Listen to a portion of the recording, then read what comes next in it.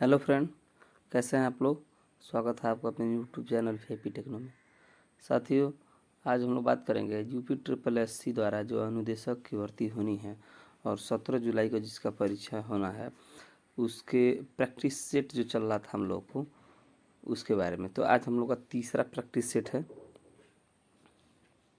3 number का practice set है। 2 practice set पूरे हो चुके हैं। ठीक है, चलिए आज हम लोग का तीसरा प्रैक्टिस सेट है, तो वीडियो स्टार्ट करते हैं।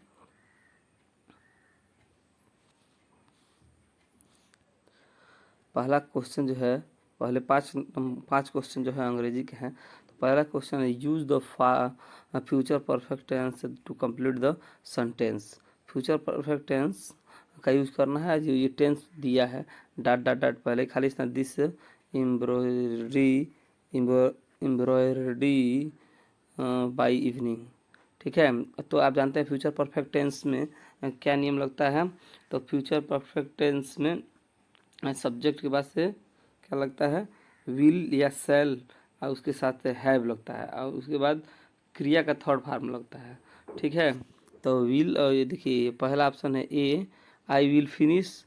दूसरा है आई हैव फिनिश्ड, और सी है आई विल हैव फिनिश्ड, और डी है आई शैल हैव फिनिश्ड। तो आई के साथ शैल का प्रयोग होता है, और फ्यूचर परफेक्ट में शैल का हैव का भी प्रयोग होता है, क्रिया का थर्ड फॉर्म लगता है। यानी कि डी ऑप्शन सही है कि I shall have finished this embroidery by evening. ठीक है, दूसरा नंबर क्वेश्चन है आपका, choice the correct sentence in present continuous tense. तो प्रेजेंट कंटिन्यूअस टेंस में कौन सा सही है, सेंटेंस कौन सा सही है।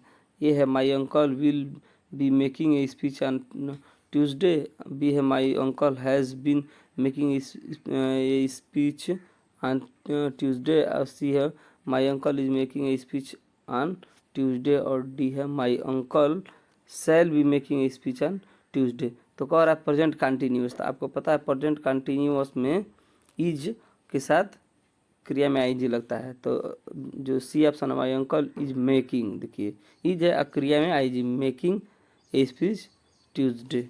ठीक है, तो दूसरे का सी सही है। ठीक है, चलिए अगला क्वेश्चन देखते हैं हम लोग 3 नंबर का, choice the correct plural form from the following. या इसका क्या है,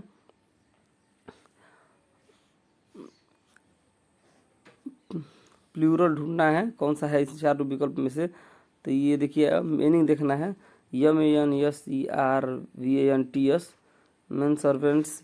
मीनिंग इसमें देखना है, बी में देखिए M E N S E R V A N T, और सी है M E N S E R V A N T S में मेन सर्वेंट्स। और ये है मेंस, यहाँ कामा कर दिया है और सर्वेंट अलग किया है। तो इसमें सही ऑप्शन है आपका 3 नंबर का सी, मेंस सर्वेंट। ठीक है, ये सी ऑप्शन सही है आपका। 4 नंबर क्वेश्चन है, identify the correctly punctuated sentence from the following option. ठीक है, कौन सही पंचुएटेड किया गया है। ठीक है, ये है अर्जुन्स मॉम, यहाँ कामा है, a caring lady always bought him chocolates, comma cakes, comma bakery item and fruits. ठीक है, यहाँ देखिए फुल स्टॉप नहीं लगा है। आगे देखेंगे फुल स्टॉप का कोई बात नहीं है, बाकी हम लोग कामा में देखना है। B Arjun ma'am comma, a caring lady always bought him chocolate cake bakery item and fruits. C है Arjun mom comma, a caring lady always bought him comma chocolates bakery item and fruits. और डी है Arjun mom a caring lady, यहाँ पे comma है, always bought him chocolates cake comma bakery item and fruits. ठीक है, तो इसका सही ऑप्शन है पहला ए, अर्जुन्स मॉम, यानी अर्जुन की mom comma a caring lady है, एक केयरिंग लेडी है, comma always bought him chocolates cakes bakery item and fruits. ठीक है, ये तो चौथे का ए ऑप्शन सही है। ठीक, 5 नंबर जो क्वेश्चन है, punctuated the following sentence correctly, I therefore requested to grant me leave. ठीक है, ए है I therefore comma requested to grant me leave. ठीक है, ऊपर सेंटेंस दे दिएगा, उसको सही पंक्चुएट करना है, कहाँ कहाँ पे कामा लगेगा। बी है I therefore comma requested to grant me leave. C है आई देयर फोर रिक्वेस्टेड, यहाँ पे कामा है, टू ग्रांट मी लीव। और डी है I therefore requested to grant के बाद से कामा है मी लीव। ठीक है, तो जो आपका पांचवा है इसका सही ऑप्शन है C, I therefore requested comma to grant me leave. ठीक है, चलिए अब ये 5 क्वेश्चन जो इंग्लिश के तो ख़त्म हो गए। अब जो कंप्यूटर क्वेश्चन आ गए। क्यूआर कोड को किस कंपनी द्वारा बनाया गया है? ए है डेंसोवे, बी है मेटा, सी है CISCO और डी है रोल्टा है। ठीक है, तो जो क्यूआर कोड है वो बनाया गया है डेंसोवेब द्वारा। ठीक है, डेंसोवेब ये एक जापानी कंपनी है। 1994 में क्यूआर कोड इसके द्वारा विकसित किया गया था। ठीक है, 7 नंबर क्वेश्चन है, निम्न में से क्या ईमेल संबंधी प्रोटोकॉल नहीं है? तो ईमेल संबंधी प्रोटोकॉल क्या नहीं है? तो ये है POP, बी है FTP, सी है IMAP और डी है SMTP। ठीक है, तो इसमें जो इंटरनेट संबंधी प्रोटोकॉल पूछा नहीं है वो है FTP। बी ऑप्शन इसका सही है, FTP। ठीक है, चलिए 8 नंबर क्वेश्चन है, pushpa@yahoo.com है, क्या है? तो वेबसाइट है, ईमेल एड्रेस है, इंटरनेट एप्लीकेशन है और डी है इंटरनेट एड्रेस। तो क्या है इन सब में से? तो आप जानते हैं क्या है, ईमेल एड्रेस है। ठीक है, ईमेल एड्रेस है। अगला क्वेश्चन है, निफ्ट और RTGS क्या है? तो A option cheque transaction process, B है बैंक से बैंक में electronic fund transfer, C bank से के भीतर इलेक्ट्रॉनिक भुगतान उत्पाद और डी है विभिन्न डिपॉजिट उत्पाद। तो इसका सही आंसर है बी, बैंक से बैंक में इलेक्ट्रॉनिक फंड ट्रांसफ़र। अगला 10 नंबर का क्वेश्चन है, इंटरनेट एक्सप्लोरर में किसी वेब पेज को रिफ्रेश करने के लिए निम्नलिखित से कौन से विंडो आइकन को क्लिक किया जाता है?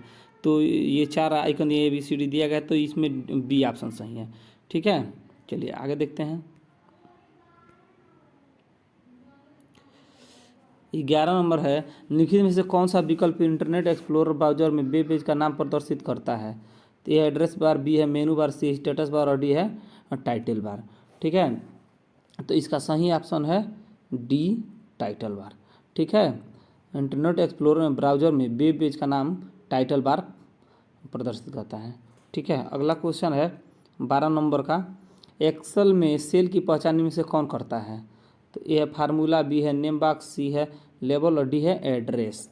ठीक है, तो एक्सेल में सेल की पहचान कौन करता है? ये 4 ऑप्शन आपको दिए गए हैं। ठीक है, तो इसका सही ऑप्शन है बी, नेम बॉक्स। ठीक है, अगला है 13 नंबर क्वेश्चन, MS एक्सेल में संख्यात्मक मान का गलत संरेखण होता है कहाँ पे? ए बाएं, बी दाएं, सी केंद्र में और डी उचित जगह पे। ठीक है, तो MS एक्सेल में संख्यात्मक मान का गलत संरेखण जो होता है वो है बी ऑप्शन सही है, दाएं होता है। ठीक है, 14 नंबर क्वेश्चन आपका है, माइक्रोसॉफ्ट एक्सेल में ... का आधारभूत कार्य 2 या अधिक पाठ्य भाग स्ट्रिंग को परस्पर जोड़ता है, कौन जोड़ता है? तो आपका देखिए ए ऑप्शन, बी और सी, डी, 4 ऑप्शन दिया गया, इसको अच्छे से पढ़ लीजिएगा। और आपका जो है कॉन्केटेटिव, ये जो है CONCATENATE,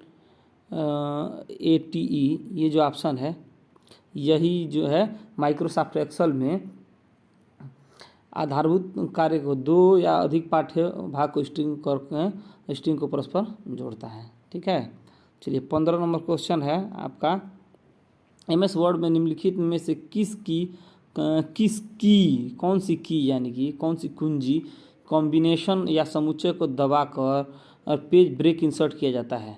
ठीक है, किस की को दबाकर, कॉम्बिनेशन या समुच्चय को दबाकर पेज ब्रेक इंसर्ट किससे किया जाता है, किस शॉर्टकट की से किया जाता है। ठीक है, तो ए है Ctrl+F1, बी है शिफ्ट प्लस इंटर और सी है Shift+F1 और डी है Ctrl+इंटर। तो इसका सही ऑप्शन है 15 नंबर का Ctrl+इंटर, डी ऑप्शन इसका सही है। ठीक है, चलिए अब 16 नंबर हम लोग क्वेश्चन देखते हैं। किसी वाक्य में शब्दों के बीच रिक्त स्थान स्पेस को छोड़ते हुए केवल शब्दों को रेखांकित करने के लिए आप माइक्रोसॉफ्ट वर्ड में किस की यानी किस शॉर्टकट की को दबाते हैं। तो ए है Shift+W, बी है Ctrl+U, सी है Ctrl+Shift+W और डी है Ctrl+Shift+U। ठीक है, तो 16 का सही ऑप्शन है Ctrl+Shift+W। ठीक है, ये सी ऑप्शन सही है। ठीक है, चलिए अगला है 17 नंबर जो क्वेश्चन है, इनमें से कौन सा फंक्शन एमएस वर्ड सॉफ्टवेयर का महत्वपूर्ण फंक्शन है। ए है डॉक्यूमेंट की रचना करना, एडिट करना, सेव करना और प्रिंट करना। बी डॉक्यूमेंट के अंदर टेक्स्ट को कॉपी करना, पेस्ट करना, मूव करना और डिलीट करना। और सी है टेबल 1 2 3 करके दिया है, 3 नंबर पे है टेबल की रचना और एडिटिंग करना। ऑप्शन यहाँ पे है, तो 1 2 3 क्या तीनों सही है एमएस वर्ड के लिए पूर्व फंक्शन है तीनों, या केवल 3 नंबर का है कि केवल 2 नंबर का, केवल 1 नंबर का। तो जो तीनों हैं 1 2 3 नंबर पे जो दिया गया है, ये तीनों एमएस वर्ड में एक महत्वपूर्ण फंक्शन है। ठीक है, तो इसका ए ऑप्शन सही होगा, ए ऑप्शन सही होगा 1 2 3। ठीक है, 18 नंबर क्वेश्चन है, डॉक्यूमेंट क्रिएट करने के लिए आप फाइल मेनू पर ... कमांड यूज करेंगे। कौन सा कमांड यूज करेंगे डॉक्यूमेंट क्रिएट करने के लिए, आप फाइल मेनू पर कौन सा कमांड यूज करेंगे। ठीक है, ए है न्यू, बी है ओपन, सी है डॉक्यूमेंट और डी है टाइप। ठीक है, तो आप कौन सा कमांड यूज करेंगे, तो आप सब लोग पढ़े होंगे, ए है न्यू कमांड यूज करेंगे। ठीक है, डॉक्यूमेंट क्रिएट करने के लिए फाइल मेनू में आप न्यू कमांड यूज करेंगे। ठीक है, अगला है 19 नंबर का। 19 नंबर क्वेश्चन है, विंडोज 7 में टास्क बार उन सभी प्रोग्रामों और फाइल को सूचीबद्ध करता है जो, विंडोज 7 में टास्क बार उन सभी प्रोग्राम और फाइल को सूचीबद्ध करता है जो ए डिलीट होते हैं, बी ओपन होते हैं, सी क्लोज होते हैं और डी मूव्ड होते हैं। ठीक है, तो 19 नंबर में सही ऑप्शन है बी जो ओपन होते हैं। ठीक है, जो प्रोग्राम और फाइल सूचीबद्ध करता है जो ओपन होते हैं। ठीक है, विंडोज 7 में टास्क बार उन ओपन सभी प्रोग्राम और फाइल्स को सूचीबद्ध कर देता है। ठीक है, अब 20 नंबर क्वेश्चन है, मॉनिटर पर स्क्रीन जब कोई अन्य एप्लीकेशन नहीं चल रही हो तो उसे क्या कहते हैं। ठीक है, मॉनिटर या स्क्रीन पर जब कोई अन्य एप्लीकेशन नहीं चल रही होती है तो उसे क्या कहते हैं। बड़ा इंपॉर्टेंट क्वेश्चन है ये। ठीक है, तो उसे क्या कहते हैं, तो ए है लॉगिन स्क्रीन, बी है इंटरफेस और सी है डेस्कटॉप और डी है स्क्रीन सेवर। तो उसे हम क्या कहते हैं, डेस्कटॉप कहते हैं। ठीक है, इसका सी ऑप्शन सही है, डेस्कटॉप। चलिए अगला देखते हैं हम लोग। 21 नंबर क्वेश्चन हम लोग देखते हैं, निम्नलिखित में कौन सा ऑपरेटिंग सिस्टम का आवश्यक फीचर नहीं है। ए है फाइल मैनेजमेंट, बी है डाउनलोड मैनेजमेंट, सी है प्रोसेस मैनेजमेंट और डी है मेमोरी मैनेजमेंट। ठीक है, तो इसमें जो आपका डाउनलोड मैनेजमेंट है वो ऑपरेटिंग सिस्टम का आवश्यक फीचर नहीं है, यानी कि बी ऑप्शन इसका सही है। ठीक, 22 नंबर क्वेश्चन है आपका, विंडो 95 खाली स्थान 1 है, क्या है, एक GUI है, बी प्रचारण प्रणाली यानी कि ऑपरेटिंग सिस्टम है, सी गेम है और डी कंप्यूटर है। तो इसका सही ऑप्शन है 22 का बी प्रचालन प्रणाली यानी कि ऑपरेटिंग सिस्टम है। विंडो 95 एक ऑपरेटिंग सिस्टम है। चलिए 23 नंबर क्वेश्चन हम लोग देखेंगे, निम्न से कौन सी टोपोलॉजी नहीं है। ठीक है। ए है सर्किल, बी है मेश, सी है रिंग और डी है स्टार। ठीक है, तो कौन सी टोपोलॉजी नहीं है? तो इसमें ए ऑप्शन, इसमें ऑप्शन सही है, सर्किल जो है वो टोपोलॉजी नहीं है। ठीक है। नेक्स्ट 24 नंबर क्वेश्चन है, कंप्यूटर कीबोर्ड में शिफ्ट और प्रिंट स्क्रीन की को क्या कहते हैं? ठीक है, कंप्यूटर कीबोर्ड में जो शिफ्ट और प्रिंट स्क्रीन कीज जो होती हैं वो क्या कहा जाता है? ए है स्पेशल पर्पज की, बी है स्टैंडर्ड की, सी है नेविगेशन की और डी है फंक्शन की। तो उसे क्या कहते हैं? स्पेशल पर्पज की, क्योंकि शिफ्ट और प्रिंट स्क्रीन की जो होती है वो स्पेशल कार्य के लिए होती है, इसलिए स्पेशल पर्पज की कहते हैं। ठीक है। 25 नंबर क्वेश्चन है, कंप्यूटर की सभी मशीनरी तथा उपकरण को कहा जाता है, क्या कहा जाता है? सभी मशीनरी तथा उपकरण को क्या कहा जाता है? हार्डवेयर, सॉफ्टवेयर, चिप, इलेक्ट्रॉनिक उपकरण। तो आप जानते हैं जो सभी मशीनरी तथा उपकरण होते हैं उन्हें हम हार्डवेयर कहते हैं। ए ऑप्शन सही है। 26 नंबर क्वेश्चन है, डॉट डॉट डॉट खाली स्थान पहले ही दिया है, एक दुर्घटना या चोट लगना है जो कार्यस्थल पर होती है। तो कार्यस्थल पर दुर्घटना या चोट लगना क्या होती है? तो व्यावसायिक खतरा होती है। ठीक है, व्यावसायिक खतरा एक दुर्घटना या चोट लगना है जो कार्यस्थल पर होती है। ठीक।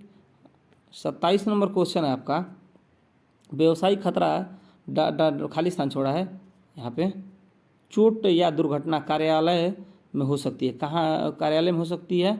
ए लंबे समय के लिए, बी थोड़े समय के लिए, सी लंबे और कम दो समय दोनों के लिए, इनमें से कोई नहीं। तो देखिए, व्यावसायिक खतरा लंबे और कम समय दोनों के लिए, लंबे और कम समय दोनों के लिए चोट या दुर्घटना कार्यालय में हो सकती है। जो कार्यालय में चोट लग रही है किसी साथी को, कारीगर को, तो लंबे समय और कम समय दोनों के लिए हो सकती है। ठीक है, हो सकता है कम चोट लगे या ज़्यादा चोट लगे, तो दोनों के अंतर्गत आएगा। ठीक है। चलिए 28 नंबर क्वेश्चन है आपका, पहले खाली स्थान पहले ही दिया है, जोखिम में शामिल है उस प्रकार की भौतिक चोट जो अस्थायी नुकसान के लिए किए बिना कुछ समय बाद ठीक हो जाती है। तो क्या कौन किस जोखिम में शामिल है? लॉन्ग टर्म ए, बी शॉर्ट टर्म, सी ए और बी दोनों उपरोक्त, डी उपरोक्त में से कोई नहीं। तो कौन सी चोट जो अस्थायी नुकसान किए बिना कुछ समय बाद ठीक हो जाती है, तो उसे हम क्या कहते हैं? तो उसे हम कहेंगे शॉर्ट टर्म। ठीक है, बी ऑप्शन सही होगा, शॉर्ट टर्म। ठीक है, शॉर्ट टर्म जोखिम में शामिल होती है जो जल्दी ठीक हो जाती है। ठीक। 29 नंबर का जो क्वेश्चन है आपका, फिर खाली स्थान पहले ही दे दिया है यहाँ पे। देखिए, कामगार और मशीन दोनों को सुरक्षा प्रदान करते हैं। कौन कामगार और मशीन दोनों को सुरक्षा प्रदान करते हैं? तो ए है मशीनरी, बी है मशीन गार्ड, सी है पीपी और डी है उपरोक्त सब कोई नहीं। ठीक है, तो इसमें पूछा है कौन कामगार और मशीन दोनों को सुरक्षा प्रदान करता है। तो जो मशीन में गार्ड लगे होते हैं वो कामगार और मशीन दोनों को सुरक्षा प्रदान करते हैं, उससे मशीन भी जल्दी खराब नहीं होती और कामगार को भी उससे सुरक्षा होती है। तो इसका बी ऑप्शन सही है। चलिए 30 नंबर आपका क्वेश्चन है, मशीन के से उड़ते कण उसमें फंस सकते हैं जो उसके किसको प्रभावित कर सकते हैं? यहाँ पे देखिए खाली स्थान है, को प्रभावित कर सकते हैं। जो उड़ते कण हैं वो मशीन में फंसेंगे तो किसको प्रभावित करेंगे? तो ए है आकार, बी है ए है डिजाइन, बी है आकार, सी है फंक्शन और सी है डी है साइज। ठीक है, तो किसको प्रभावित करेंगे? तो प्रभावित करेंगे उसके फंक्शन को। ठीक है, मशीन में उड़ते हुए कण अगर फंस जाते हैं तो उसके फंक्शन को प्रभावित करेंगे, यानी कि इसका 30 का सी ऑप्शन सही है। 31 नंबर क्वेश्चन है कि पावर को ऑटोमेटिक कट करने के लिए कौन सा गार्ड प्रयोग किया जाता है? ए है लॉक गार्ड, बी है इंटरलॉक गार्ड, सी है इंटरलॉक गार्ड, सी है इंट्रालॉक गार्ड और डी है बिना लॉक का गार्ड। ठीक है, तो पावर को ऑटोमेटिक कट करने के लिए कौन सा गार्ड प्रयोग किया जाता है? तो 31 का ऑप्शन सही है, बी ऑप्शन सही है इसका, इंटरलॉक गार्ड। ठीक है, ऑटोमेटिक कट करने के लिए इंटरलॉक गार्ड का प्रयोग किया जाता है। ठीक है, 31 नंबर क्वेश्चन हो गया। चलिए हम लोग 32 नंबर क्वेश्चन देखते हैं। 32 नंबर क्वेश्चन है, पहले ही खाली स्थान दिया है, कामगार को मशीन ऑपरेशन के समय इसके संपर्क में आने से बचाता है, क्या बचाता है? तो ए ऑटोमेटिक गार्ड, बी है सेमी ऑटोमेटिक गार्ड, सी एंटी लॉक गार्ड और ये इलेक्ट्रॉनिक गार्ड। तो कौन सा गार्ड कामगार को मशीन ऑपरेशन के समय उसके संपर्क में आने से बचाता है, यानी मशीन के संपर्क में आने से बचाता है, तो वो है ऑटोमेटिक गार्ड। ए ऑप्शन इसका सही है। ऑटोमेटिक गार्ड अगर मशीन पर लगा है तो कामगार को ऑपरेशन करते समय मशीन के संपर्क में आने से बचाता है। चलिए 33 नंबर क्वेश्चन है, इकोलॉजी शब्द की रचना किसने की थी? इकोलॉजी जो शब्द है उसकी रचना किसने की थी? ए है अर्नेस्ट हेकेल, बी है जी एनविल हचिंसन, सी है हुगो डिब्रिस और डी है रॉबर्ट ब्राउन। ठीक है, तो इसका सही आंसर क्या है? इकोलॉजी शब्द की रचना किसने की थी? तो ए ऑप्शन सही है, अर्नेस्ट हेकेल ने इकोलॉजी शब्द की रचना की थी। ठीक है, 34 नंबर क्वेश्चन है, पानी में प्रदूषण की जांच करते समय कालिफॉर्म की अधिक संख्या ... के उच्च स्तर की ओर संकेत करती है। ठीक है, किसके अगर कालिफॉर्म की संख्या अधिक है तो किसके उच्च स्तर की ओर संकेत करती है? तो ए है कीटनाशक, बी है उर्वरक, सी है जैविक ऑक्सीजन की मांग और डी है अपशिष्ट पदार्थ। तो पानी में प्रदूषण की जांच करते समय कालिफॉर्म की अधिक संख्या अगर दिखा रही है तो वो अपशिष्ट पदार्थ के उच्च स्तर की ओर संकेत कर रही है कि पानी में अपशिष्ट पदार्थ ज़्यादा हैं, यानी इसका डी ऑप्शन सही है। ठीक है, चलिए 35 नंबर क्वेश्चन है आपका, विशेष जलवायु परिवर्तन निधि किस वर्ष में स्थापित किया गया था? विशेष जलवायु परिवर्तन निधि किस वर्ष स्थापित किया गया था? 35 नंबर आपका क्वेश्चन है। तो इस देखिए ऑप्शन है 1999, 2000, 2001 और 2003। तो विशेष जलवायु परिवर्तन निधि 2001 में, यानी कि इसका सी ऑप्शन सही है, 2001 में स्थापित किया गया था। ठीक है, 36 नंबर क्वेश्चन है, कार्यस्थल पर महिलाओं का यौन उत्पीड़न रोकथाम निषेध और निवारण अधिनियम 2013 का क्या उद्देश्य है? कार्यस्थल पर महिलाओं का जो यौन उत्पीड़न होता था उसके लिए एक अधिनियम बना 2013 में, यौन उत्पीड़न अधिनियम, महिला यौन उत्पीड़न अधिनियम 13 में जो बना, उसका क्या उद्देश्य था? ए है कार्यस्थल पर महिलाओं को यौन उत्पीड़न से सुरक्षा प्रदान करना, बी है यौन उत्पीड़न की शिकायतों की रोकथाम और निवारण, सी है ए और बी दोनों और डी है इनमें से कोई नहीं। ठीक है, तो कार्यस्थल पर यौन उत्पीड़न रोकथाम निषेध और निवारण अधिनियम 2013 का उद्देश्य था, क्या उद्देश्य था? तो उसका उद्देश्य था कि कार्यस्थल पर महिलाओं के साथ यौन उत्पीड़न से सुरक्षा प्रदान किया जाए और यौन उत्पीड़न की शिकायतों की रोकथाम किया जाए। ठीक है, अगर कोई शिकायत आ रही है तो उसका निवारण किया जाए और रोकथाम किया जाए, तो इसका सी ऑप्शन सही है। ठीक है, चलिए अगला 37 नंबर क्वेश्चन है, कर्मचारी प्रतिकर अधिनियम के तहत क्या आता है? ये एक नियोक्ता के अधीनस्थ व्यक्तिगत प्रबंधक एजेंट के रूप में कार्य नहीं कर सकता है। बी है प्रबंध एजेंट में एक नियोक्ता के अधीनस्थ एक व्यक्तिगत प्रबंधक शामिल होता है। सी है केवल नियोक्ता ही प्रबंधन एजेंट के रूप में कार्य कर सकता है और डी है उपयुक्त सरकार प्रबंध एजेंट की नियुक्ति करती है। तो कर्मचारी प्रतिकर अधिनियम के तहत डी ऑप्शन सही है, उपयुक्त सरकार प्रबंध एजेंट की नियुक्ति करती है। ठीक है, जो सरकार है, ठीक है, उपयुक्त सरकार होती है वही प्रबंध एजेंट की नियुक्ति करती है कर्मचारी प्रतिकर अधिनियम के तहत। ठीक है, अगला क्वेश्चन हम लोग देखते हैं 38 नंबर, कर्मचारी प्रतिकर अधिनियम 1923 के अनुसार कौन कर्मचारी नहीं है? ठीक है, इस ऑप्शन में से हमको ढूंढना है कौन कर्मचारी नहीं है। तो ए है जहाज के चालक दल के एक मास्टर नाविक या अन्य सदस्य, बी है एक कंपनी द्वारा विदेश में काम के लिए भर्ती किया गया व्यक्ति, और सी है एक कप्तान या जहाज के चालक दल के अन्य सदस्य, और डी उपरोक्त में से कोई नहीं।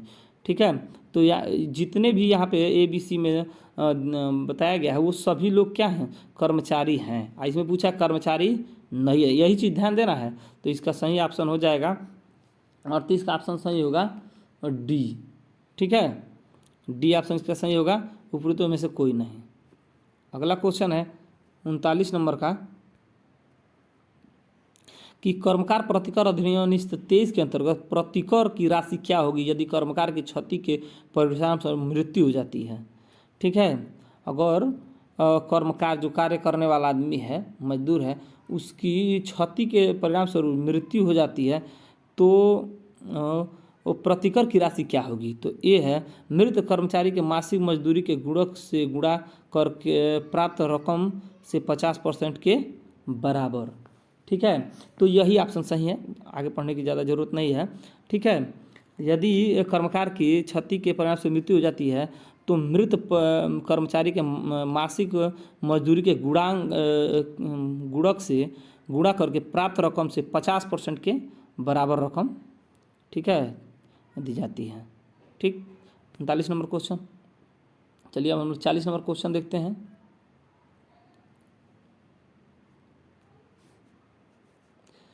चालीस नंबर क्वेश्चन है, कर्मचारी राज्य बीमा अधिनियम 1948 में कुल कितने अध्याय और धाराएं हैं? बहुत ही इम्पोर्टेंट क्वेश्चन है, ठीक है, मोस्ट इम्पोर्टेंट क्वेश्चन है। 40 नंबर, इसको देख लीजिएगा। तो ए है 6 धारा 78 अध्याय, बी है 7 धारा 88 अध्याय, और डी है 8 धारा और 100 अध्याय, और डी है 10 धारा 101 अध्याय। तो कर्मचारी राज्य बीमा अधिनियम 1948 में 8 धारा और 16 अध्याय हैं, ठीक है, 8 धारा हैं और 100 अध्याय हैं। 8 अध्याय और 100 धारा हैं। सी ऑप्शन इसका सही है। 8 अध्याय है और धारा कितनी है? टोटल 100 धारा है, ठीक है, कर्मचारी राज्य बीमा अधिनियम 1948 में। नेक्स्ट है 41 नंबर क्वेश्चन, मृत बीमाकृत व्यक्ति के अंत्येष्टि पर कितने रुपए का संदाय किया जा सकता है? कितने रुपए का संदाय किया जा सकता है? ए है 100 रुपये, बी है 500 रुपये, और सी है 300 रुपये, और डी है 200 रुपये। तो इसका सही ऑप्शन है ए 100 रुपये, ठीक है। अगला क्वेश्चन है 42 नंबर, निम्नलिखित में से कौन सुमेलित है? देखिए यहाँ पे 4 ऑप्शन दिए गए हैं, अध्याय दिया गया है और उसके आगे दिया गया उस अध्याय के बारे में, तो क्या सही है?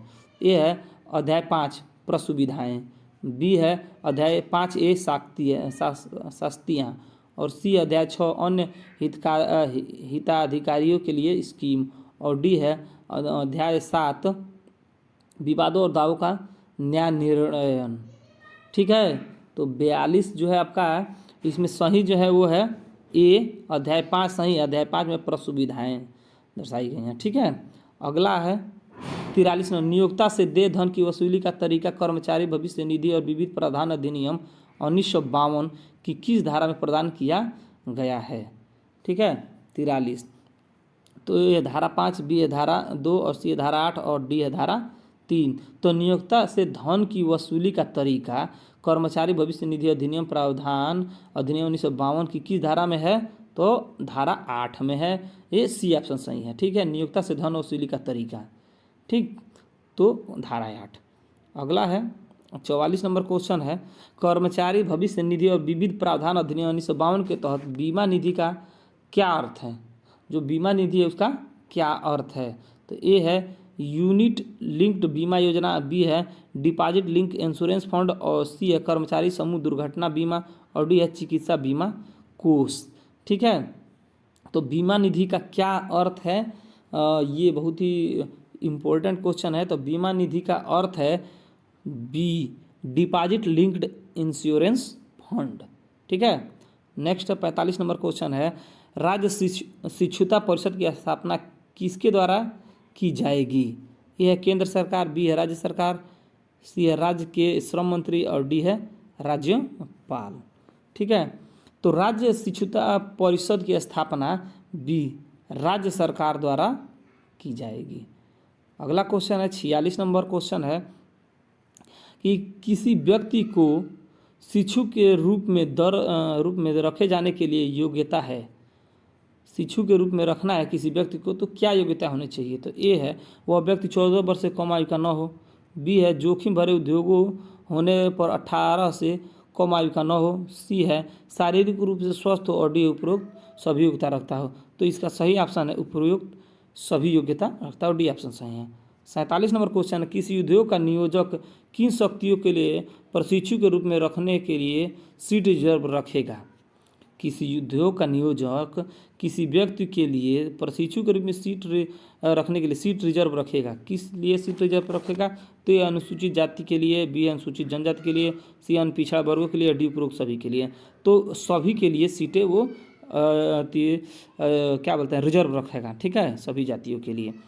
48 नंबर क्वेश्चन है, कारखाना अधिनियम 1948 के अंतर्गत अल्प व्यय व्यक्ति से निम्नलिखित अभिप्रेत है। अल्प व्यय, ठीक है, अल्प व्यय व्यक्ति से क्या अभिप्रेत है? तो ए है बालक, बी है कुमार, सी है या तो बालक या तो कुमार, और डी है उपरोक्त में से कोई नहीं, ठीक है। तो 48 का सही ऑप्शन है या तो बालक और या तो कुमार, यानी कि इसका सी ऑप्शन 48 का सही है, ठीक। 49 नंबर क्वेश्चन है, 49 नंबर क्वेश्चन है आपका, कारखाना अधिनियम 1948 के अंतर्गत शक्ति से ऐसी ऊर्जा अभिप्रेत है जिसका उत्पादन शक्ति से ऐसी ऊर्जा से अभिप्रेत है जिसका उत्पादन किसके द्वारा होता है? ए मानव द्वारा किया जाता है, बी यंत्र द्वारा किया जाता है, सी पशु द्वारा किया जाता है, डी उपरोक्त सभी के द्वारा किया जाता है। तो शक्ति से ऐसी ऊर्जा से अभिप्रेत है जो यंत्र द्वारा जिसका उत्पादन किया जाता है। ठीक है, कारखाना में यंत्र द्वारा जो उत्पादन किया जाता है जिस ऊर्जा का, उसे हम शक्ति कहते हैं। ठीक है, चलिए 50 नंबर क्वेश्चन है, कारखाना अधिनियम 1948 के अंतर्गत निम्नलिखित में से कौन कर्मकार के अंतर्गत नहीं आता है? तो ये ए है जो मुख्य नियोजक द्वारा नियोजित हो, बी है जो किसी अभिकरण द्वारा नियोजित हो, सी है जो पारिश्रमिक के बिना नियोजित हो, और डी जो संघ के सशस्त्र बल का सदस्य है। 50 नंबर क्वेश्चन है, तो कारखाना अधिनियम 1948 के अंतर्गत कौन कर्मकार के अंतर्गत नहीं आता है? तो इसका सही ऑप्शन है डी जो संघ के सशस्त्र बल का सदस्य है। ठीक है, वो कर्मकार के अंतर्गत नहीं आता है। नेक्स्ट 51 नंबर क्वेश्चन है, कारखाना अधिनियम 1948 के अंतर्गत दो या अधिक कारखानों को एक कारखाना घोषित करने की शक्ति किसे प्राप्त है? दो या अधिक कारखानों को एक कारखाना घोषित करने की शक्ति किसे प्राप्त है? तो यह केंद्र सरकार, बी है राज्य सरकार, सी है समुचित सरकार, और डी है केंद्र और राज्य सरकार दोनों। 51 नंबर क्वेश्चन है।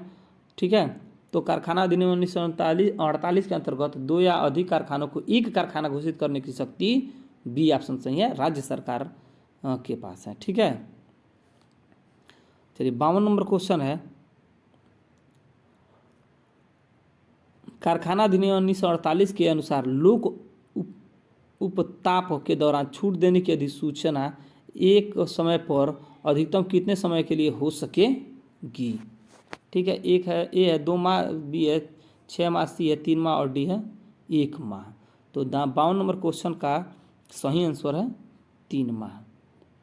ठीक है, क्वेश्चन एक बार और पढ़ लीजिए कि कारखाना अधिनियम 1948 के अनुसार लोक उपताप के दौरान छूट देने की अधिसूचना एक समय पर अधिकतम कितने समय के लिए हो सकेगी? तो इसका है 3 माह। ठीक है, 53 नंबर क्वेश्चन है, कामगार प्रतिकर अधिनियम 1923 में कितने धारा एवं अध्याय हैं? ठीक है, बहुत ही इम्पोर्टेंट क्वेश्चन है, वेरी वेरी इंपॉर्टेंट क्वेश्चन है, इसको नोट कर लीजिएगा। ठीक है, ए है 36 धारा 4 अध्याय, बी है 33 धारा 3 अध्याय, सी 40 धारा 8 अध्याय, डी है 52 धारा और 12 अध्याय। ठीक है, तो इसका सही ऑप्शन है ए 36 धारा और 4 अध्याय। कामगार प्रतिकर अधिनियम 1923 में 36 धारा एवं 4 अध्याय हैं। ठीक, नेक्स्ट है 54 नंबर आपका क्वेश्चन है। 54 नंबर, इस अधिनियम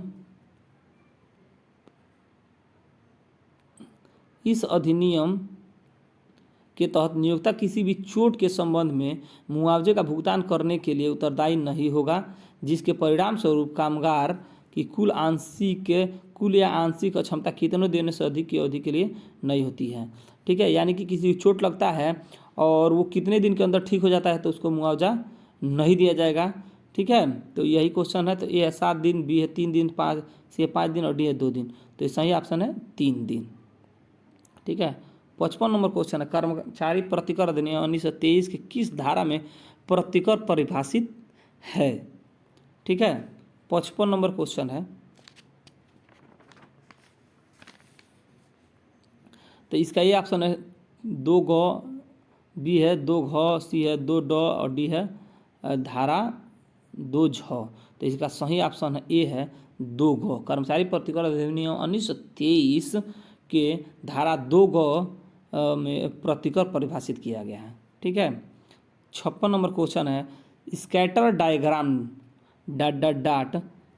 चरों के बीच के संबंध को प्रदर्शित करते हैं। ठीक है, कितने चरों के बीच के संबंध को प्रदर्शित करते हैं स्कैटर डायग्राम? तो 56 का ए सही है, 2 चरों के बीच के संबंध को प्रदर्शित करते हैं। 57 नंबर क्वेश्चन है, TQM का पूर्ण रूप है? तो ए है टोटल क्वालिटी मैनेजमेंट, बी है टोटल क्वांटिटी मैनेजमेंट सी है ट्रायल क्वालिटी मैनेजमेंट और डी है उपरोक्त में से कोई नहीं। तो TQM का सही अर्थ होता है टोटल क्वालिटी मैनेजमेंट, यानी कि इसका ए ऑप्शन सही है। ठीक है,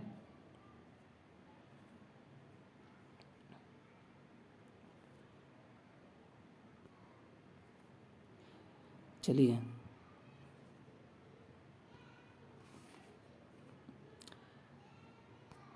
58 नंबर क्वेश्चन है,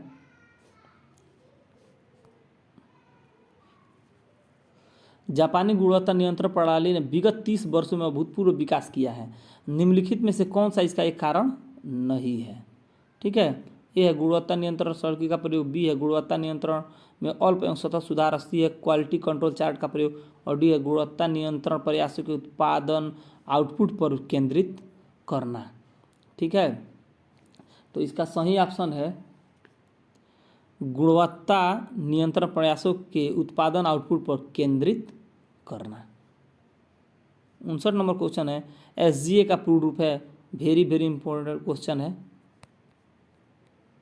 ठीक है, वेरी वेरी इंपॉर्टेंट क्वेश्चन है। SGA का पूर्ण रूप है क्या है?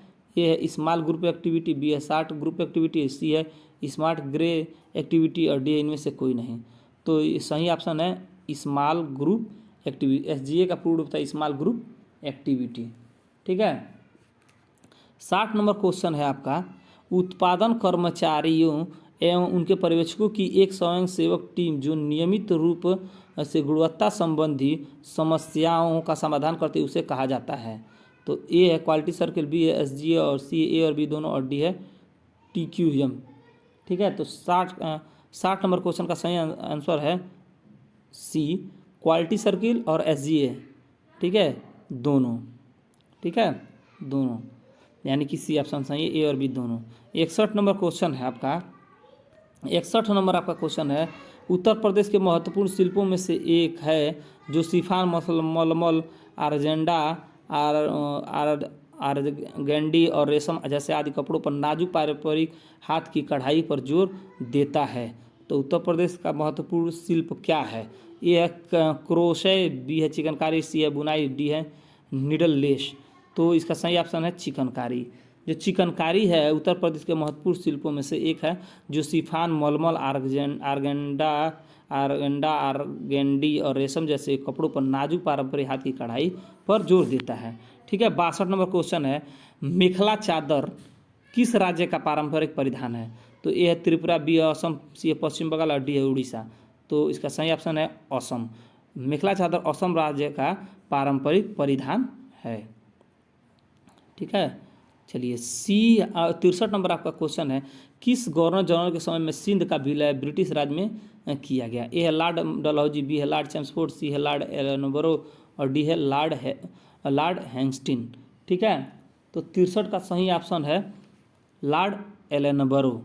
लॉर्ड एलनबरो गवर्नर जनरल के समय में सिंध का विलय ब्रिटिश राज्य में किया गया था। 64 नंबर क्वेश्चन, निम्न में से कौन सी पुस्तक नेताजी सुभाष चंद्र बोस द्वारा लिखी गई है? ए है poverty and on British rule India, B है आनंद, सी है द इंडियन स्ट्रगल और सी है अनहैप्पी इंडिया। तो जो नेताजी सुभाष चंद्र बोस द्वारा लिखी गई पुस्तक है उसका नाम है the Indian struggle, C option इसका सही है। 65 नंबर क्वेश्चन, भूदान योजना यानी कि भूदान उपहार आंदोलन के संस्थापक कौन थे? ए है महात्मा गांधी, बी है बाबा आमटे, सी है विनोबा है, डी है जयप्रकाश नारायण। तो इसका सही ऑप्शन है विनोबा भावे। भूदान आंदोलन जो होता है यानी भूमि उपहार आंदोलन उसके संस्थापक थे आचार्य विनोबा भावे। 65 नंबर क्वेश्चन है, संविधान सभा के संवैधानिक सलाहकार कौन थे? ए है राजेंद्र प्रसाद, बी है BN राव, सी है BR अम्बेडकर और सी है TT कृष्णमाचारी। ठीक है, तो इसमें बहुत सारे विद्यार्थी गलती कर सकते हैं, BR अम्बेडकर को ट्रिक कर सकते हैं। BR अम्बेडकर चूँकि इसको सही नहीं है। संवैधानिक सलाहकार जो थे संविधान सभा के वो थे आपके BN राव। ठीक है, BN राव थे। नेक्स्ट क्वेश्चन है आपका 67 नंबर का क्वेश्चन है, निम्नलिखित में कौन सा विकल्प भारतीय संविधान के मौलिक कर्तव्य के रूप में सूचीबद्ध नहीं है? कौन सा कर्तव्य, यहाँ पे 4 ऑप्शन दिए गए हैं, ठीक है। तो वो मौलिक कर्तव्य के रूप में सूचीबद्ध नहीं है, एक कोई उसको आपको ढूंढना है। तो ये है यातायात नियमों का पालन करना, बी है सार्वजनिक संपत्ति की सुरक्षा, और भी देख लीजिए, और सी है वैज्ञानिक सोच विकसित करना, और डी है प्राकृतिक पर्यावरण की रक्षा उसमें सुधार करना, ठीक है। तो इसका सही ऑप्शन है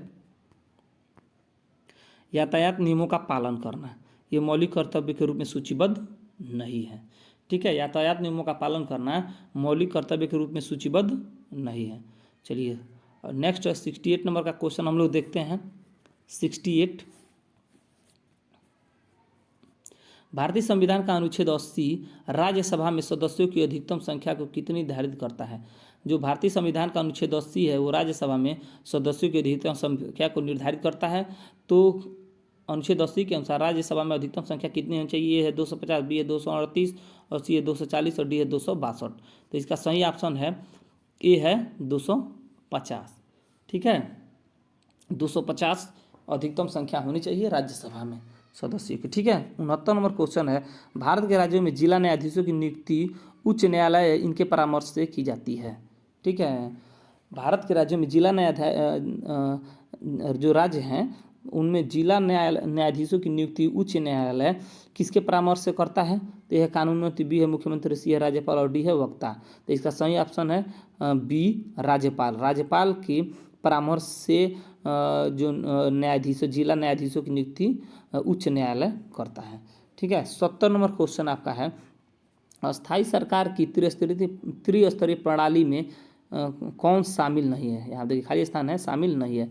तो यह पंचायत समिति, बी है ग्राम समिति, सी है ग्राम पंचायत, और डी है जिला परिषद, ठीक है। तो 70 का सही है ग्राम समिति, ठीक है। अस्थायी सरकार की त्रिस्तरीय प्रणाली में ग्राम समिति शामिल नहीं है। नेक्स्ट 71 नंबर क्वेश्चन हम लोग देखेंगे। 71 नंबर, अर्थव्यवस्था में टेक ऑफ स्टेज का क्या अर्थ है। ये विकास का चरण, सी है स्थिरता का चरण, सी है विघटन का चरण, और डी है कमी का चरण। तो इसका सही ऑप्शन है ए है विकास का चरण। 32 नंबर क्वेश्चन है, आर्थिक गतिविधियों के आधार पर भारतीय अर्थव्यवस्था में कितने क्षेत्र हैं। ए है 4, बी है 3, सी है 2, और डी है 5। तो आर्थिक गतिविधियों के आधार पर भारतीय अर्थव्यवस्था में जो क्षेत्र हैं वो हैं 3। कौन कौन क्षेत्र हैं। प्राथमिक क्षेत्र जो है कृषि खनन है, और द्वितीय क्षेत्र जो है वो लोहा इस्पात उद्योग, ऑटोमोबाइल उद्योग, कल कारखाने हैं, और तृतीय क्षेत्र में वित्तीय सेवाएं, प्रबंधन, सूचना प्रौद्योगिकी, और भी बहुत सारी हैं ये हैं, ठीक है। तो 3 अर्थव्यवस्था के 3 क्षेत्र हैं, ठीक है। 73 नंबर क्वेश्चन है, मुद्रा योजना के अंतर्गत अधिकतम अनुज्ञेय ऋण सीमा कितनी है। ये है 50,000, बी है 1 लाख, सी है 5 लाख, और डी है 10 लाख। तो मुद्रा योजना के अंतर्गत अधिकतम अनुज्ञेय ऋण सीमा है 10 लाख, यानी इसका डी ऑप्शन सही है, ठीक है। नेक्स्ट क्वेश्चन है 74 नंबर, कितनी प्रतिशत भारतीय जनसंख्या की आजीविका का प्राथमिक स्रोत कृषि है। ए है 54%, बी है 58%, सी है 62%, और डी है 66%। तो इसका सही ऑप्शन है 54%। 54% भारत की जो जनसंख्या है उसकी आजीविका का प्राथमिक स्रोत की बात हो रही है कृषि है, ठीक है। 75 नंबर क्वेश्चन की हम बात करेंगे। 75 नंबर क्वेश्चन, डंपिंग यानी कि पाटना शब्द किसके लिए प्रयोग किया जाता है। ए है अवमानक चीज़ों की बिक्री, बी है किसी चीज़ की सीमांत लागत से कम कीमत पर किसी विदेशी व्यापार में बिक्री, और सी है किसी चीज़ की सीमांत लागत पर बहुत अधिक लाभ कमाते हुए विदेश व्यापार में बिक्री, और सी है और डी है सीमा शुल्क बिना अदा करते हुए माल की तस्करी, ठीक है। तो डंपिंग यानी कि पाटना ये घाटे से संबंधित है ये। तो इसका सही ऑप्शन होगा बी, किसी चीज़ की सीमांत लागत से कम कीमत पर किसी विदेशी व्यापार में बिक्री, ठीक है, ठीक है। चलिए नेक्स्ट 76 नंबर क्वेश्चन है, एक साधारण पेंडुलम टी समय और इसकी यल लंबाई के बीच संबंध है। क्या संबंध है। जी दे दिया है, जी गुरुत्वाकर्षण के कारण त्वरण है। तो ये फार्मूला है, इस फार्मूले में से आपको ढूंढना है जो टी यल और जी के बीच में क्या संबंध होगा। तो ए है T equal 2 pi under two L upon G, B है T equal to 4 pi under two L upon G upon L, और सी है T equal to 4 pi under two L upon G, और D है T equal to 2 pi under G upon L, ठीक है। तो इसमें सही ऑप्शन है 76 नंबर का A, T equal to 2 pi under root capital L upon capital G. देखिए 2 pi under root small G upon small L यहाँ पे है, लेकिन यहाँ पे स्मॉल जी स्मॉल एल है इसलिए ये गलत है, और यहाँ पे कैपिटल एल अपान कैपिटल जी है इसलिए ये सही है। ठीक है, तो इसका ए ऑप्शन सही है, 76 नंबर का ए ऑप्शन सही है। 77 नंबर क्वेश्चन है, आवर्त सारणी के 6वें आवर्त और समूह 4A में कौन सा तत्व रखा गया है? ए है लेड क्रमांक 82 पर, बी है बेरियम क्रमांक 56 पर, और सी है टेलेरियम क्रमांक 52 पर, और सी स्ट्रांसियम क्रमांक 38 पर। तो इसका सही ऑप्शन है आवर्त सारणी के 6वें आवर्त और समूह 4A में लेड 82 क्रमांक पर रखा गया है। ठीक है, 77 का ए सही है, लेड रखा गया है और 82 क्रमांक पे है वो।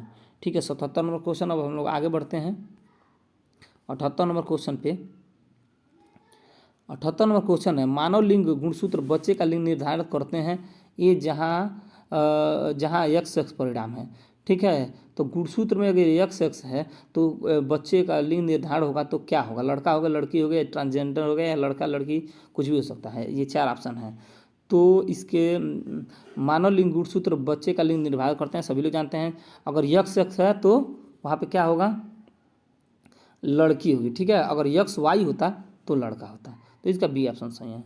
79 में है 79 नंबर क्वेश्चन है, सभी सजीव जीवों को विटेकर 1969 द्वारा प्रस्तावित प्रणाली के तहत समूहों खाली स्थान में वर्गीकृत किया जाता है। कितने समूहों में वर्गीकृत किया जाता है? तो ए है 3, बी है 7, सी है 1 और डी है 5। तो इसका सही है 5, यानी कि सभी सजीव जीवों को विटेकर 1969 द्वारा प्रस्तावित प्रणाली के तहत 5 समूहों में वर्गीकृत किया जाता है। ठीक है, डी ऑप्शन सही है। 80 नंबर क्वेश्चन है, फैराडे की इकाई है। फैराडे की क्या इकाई है? तो ए है विद्युत चालकता, सी है धारिता, डी है चुंबकीय फ्लक्स और डी है चुंबकीय प्रवाह।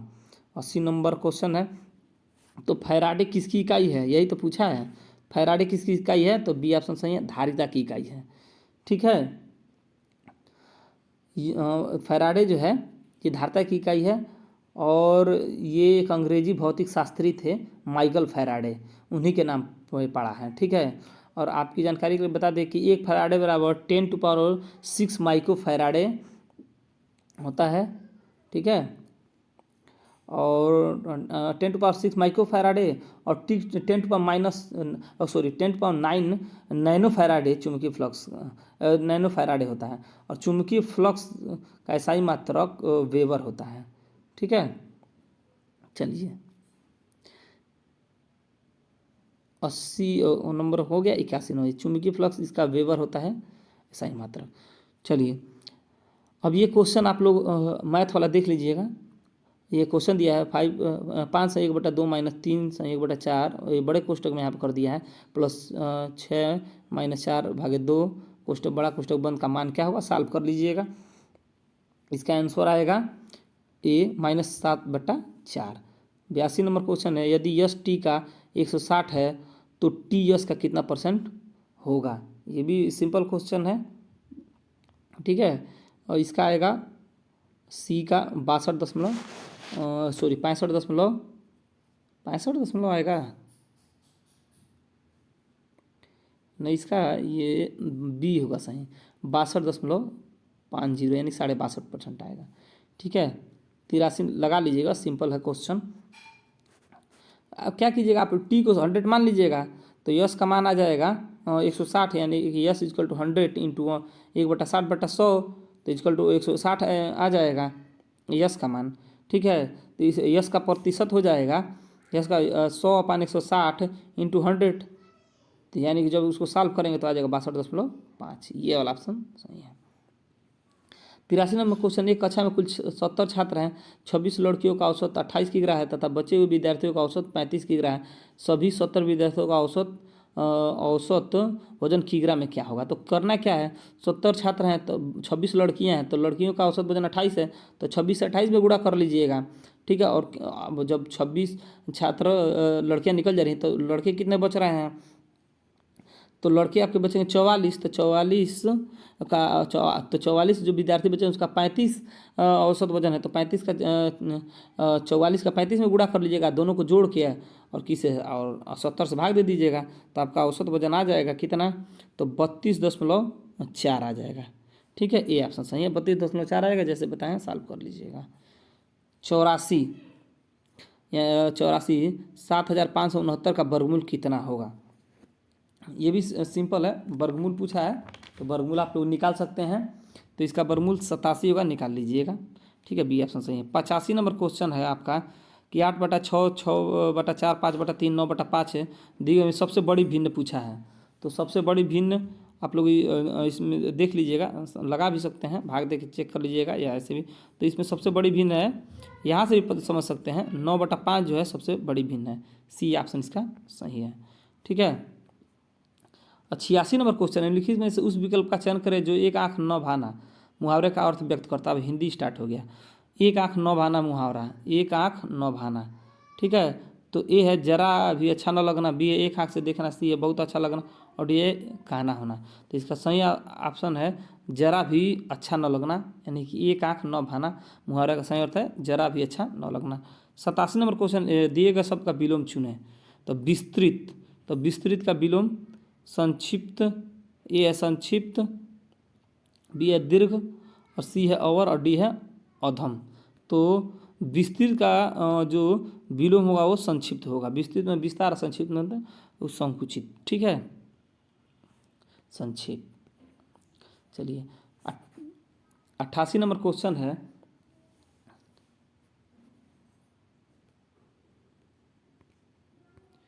सतासी नंबर क्वेश्चन हो गया।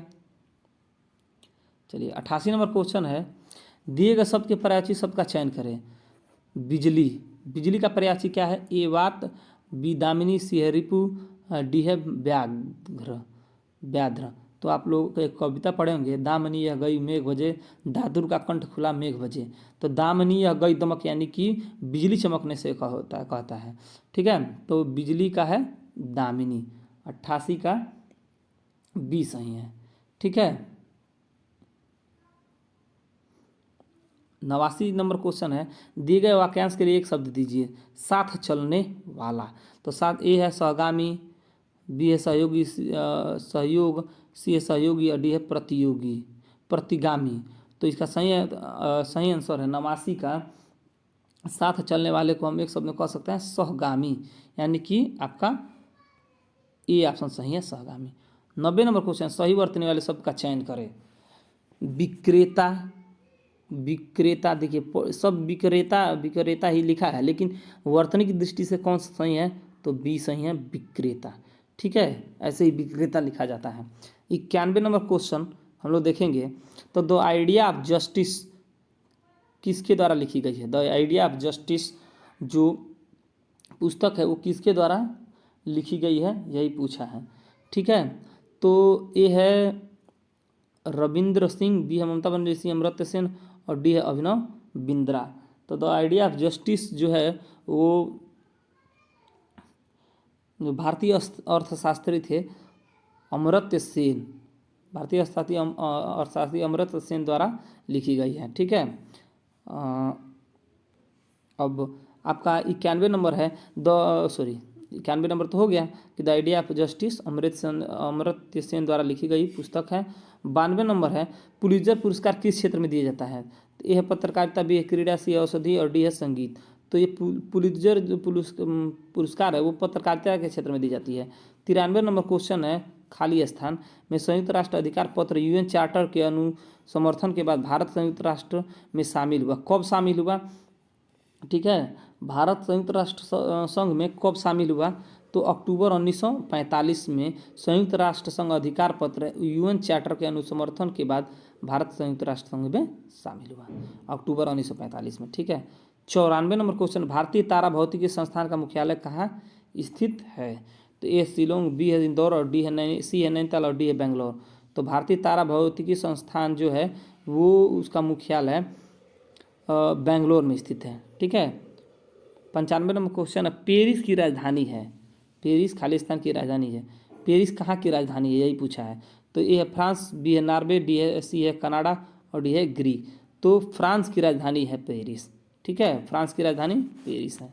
96 नंबर क्वेश्चन हम लोग देखेंगे, निम्नलिखित में से कौन सा देश उत्तर प्रदेश राज्य के साथ एक अंतर्राष्ट्रीय सीमा साझा करता है? ए है चीन, बी है नेपाल, सी है भूटान और डी है बांग्लादेश। तो उत्तर प्रदेश राज्य के साथ नेपाल राज्य यानी कि बी ऑप्शन से नेपाल राज्य अंतर्राष्ट्रीय सीमा साझा करता है। 97 नंबर क्वेश्चन है, निम्न से किस शहर में कुंभ मेला लगता है? ए है वाराणसी, बी है इलाहाबाद, सी है बनारस और डी है अयोध्या। तो कुंभ मेला कहाँ लगता है? तो इलाहाबाद में लगता है। ठीक है, कुंभ मेला इलाहाबाद में लगता है, यानी कि इसका बी ऑप्शन सही है। ठीक है, 98 नंबर क्वेश्चन है, कुंभ मेला और अर्ध कुंभ मेला प्रत्येक ... वर्ष में लगते हैं। कितने वर्ष में लगते हैं कुंभ मेला और अर्ध कुंभ मेला? ए 12वें और छठे, बी है 10वें और 5वें और सी है 8वें और चौथे और सी है 6वें और तीसरे। तो जो कुंभ मेला अर्ध कुंभ मेला 12 वर्ष पे लगता है और कुंभ मेला 6 वर्ष पे लगता है, यानी कि ये ऑप्शन सही है, 12वें और 6वें। 99 नंबर क्वेश्चन है, हाल ही में समाजवादी सरकार, ये देखिए पहले का क्वेश्चन दे दिया है, समाजवादी सरकार द्वारा उत्तर प्रदेश राज्य में वृद्धा पेंशन की धनराशि कितने से कितने बढ़ा कर दी गई? ये पहले का क्वेश्चन है, तो ये इसका बी ऑप्शन सही, 300 से 400 प्रतिमाह बढ़ा के कर दी गई थी। इसको तो बंद कर दिया गया है। ठीक है, योगी जी की जब गवर्नमेंट आई थी तो पहले ही बंद कर दिया गया था। ठीक है, 100 नंबर क्वेश्चन है, निम्नलिखित में से किसे शेरे बलिया के नाम से जाना जाता है? तो यहाँ पे देख लीजिए, ए है भगत सिंह, बी है चंद्रशेखर आजाद, सी है चित्तू पांडे और डी है मंगल पांडे। ठीक है, तो शेरे बलिया के नाम से जाना जाता है चित्तू पांडे को। ठीक है, चित्तू पांडे को शेरे बलिया के नाम से जाना जाता है। तो ये है आपके 100 क्वेश्चन जो कंप्लीट हो गए। और ITI इंस्ट्रक्टर का जो एग्ज़ाम होना है उसके दृष्टिकोण से बहुत ही महत्वपूर्ण क्वेश्चन है। ठीक है, तो इसकी तैयारी आप लोग अच्छे से कीजिए और अपना एग्ज़ाम दीजिए। और अगर वीडियो लगे तो लाइक कमेंट कीजिए और अपने दोस्तों के साथ शेयर कीजिए। धन्यवाद।